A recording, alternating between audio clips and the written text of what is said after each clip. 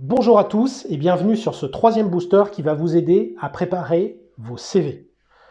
Alors, ce booster, je l'ai créé en réaction avec une situation que je vois trop souvent, malheureusement, que j'appelle la pêche au parpaing. C'est quoi la pêche au parpaing? Vous allez sur un lac, sur une rivière, vous prenez un gros parpaing, vous le jetez dans l'eau et vous espérez qu'il y aura un poisson dessous. Ça ne marche pas très souvent.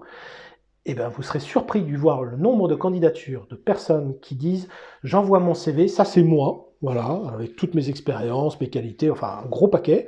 Et puis, voilà, faites de moi ce que vous voulez, hein, je prends n'importe quel type de poste. » Vous pensez que ça peut marcher, ça? Un recruteur, il reçoit 100, 150 candidatures par jour de gens qui sont des fois motivés très précisément pour le poste qu'ils recherchent. Il reçoit ce CV-là à côté, c'est pas lui qui va aller faire le tri dans la candidature, le choix il est vite fait.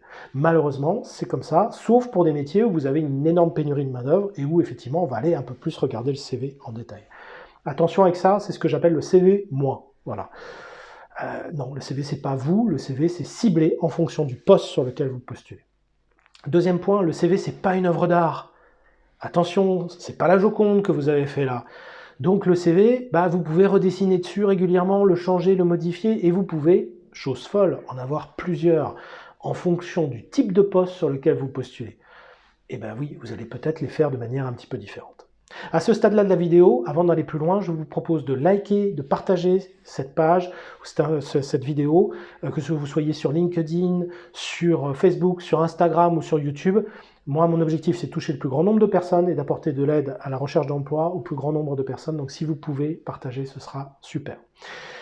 Merci à vous. Maintenant, petit exercice. Vous allez noter dans un petit coin les 3 compétences relationnelles clés qui sont les plus importantes par rapport aux postes sur lesquels vous postulez en général. Vous prenez des descriptifs de ces postes, que ce soit sur des offres d'emploi ou sur des fiches de fonction, et vous notez les 2-3 compétences relationnelles clés. Une compétence relationnelle, je vous donne quelques exemples, rigueur, créativité, esprit d'équipe, ça peut être d'autres. Notez vraiment ce qui est le plus important pour ce poste-là. Ensuite, vous allez prendre et faire une introspection pour vous en vous disant c'est quoi mes qualités à moi qui seront une valeur ajoutée complémentaire dans ce poste-là et sur lequel je pourrai apporter mes qualités vis-à-vis de ce poste. Et là, vous notez 2-3 qualités qui sont vraiment importantes pour vous. Une fois que vous avez fait ça, vous allez reprendre votre CV tout simplement et lire ligne par ligne et regarder est-ce que votre CV, dans chacune des lignes, ça illustre des qualités relationnelles, des qualités techniques ou, compétences relationnelles, compétences techniques ou des qualités. Si c'est bien le cas, vous allez bien prendre effectivement votre CV et regarder chacune des lignes pour regarder ça. Regardez aussi vos hobbies, le voyage, le machin, etc. Oui, ok, à condition que ça illustre une de ces qualités ou une de ces compétences relationnelles. Si c'est le cas, laissez-le et vous en parlerez à l'entretien. Si ce n'est pas le cas, il ne sert à rien. Et vous pouvez zapper. Très important, ça c'est le fond. Après, vous avez la forme du CV. Des trucs tout bêtes, mais quand vous postulez, que vous voulez illustrer de la rigueur, il y a peut-être des couleurs qui sont plus rigueur que d'autres. De regarder les fonctions dans lesquelles on a le plus de rigueur, les fonctions gendarmerie, police, armée, finance. Voilà, les couleurs que vous allez retrouver là-dedans, ce sont plus des couleurs assez sombres. Le bleu foncé par exemple, qui est un très bon exemple. Si vous êtes sur des métiers à plus forte créativité, où on va attendre beaucoup plus du marketing par exemple, etc., pensez à des couleurs plus gaies, plus joyeuses, le orange, le jaune, 2 couleurs un peu particulières qui sont le rouge, qui sont plutôt destinés à l'HSE, et puis le vert qui sont plutôt sur l'environnement. Ou si vous voulez montrer une fibre environnementale, ça peut être intéressant de mettre du vert. Globalement, couleur claire, créativité, et couleur plus sombre, la rigueur. Ok, c'est juste pour vous donner quelques exemples sur la forme. Vous avez travaillé le fond, vous avez travaillé la forme. Je vous prends un petit exemple juste qui va bien vous illustrer tout ça.